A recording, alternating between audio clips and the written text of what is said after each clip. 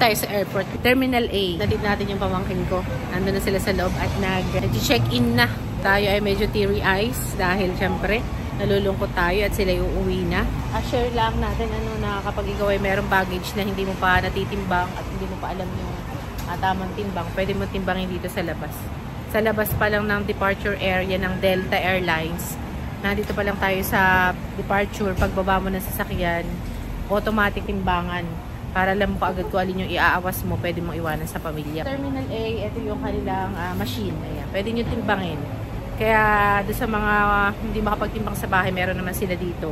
And then pwede mo i-dispose o kaya iwan mo doon sa pamilya. Doon na sila sa loob. Ayun o. Ayun o.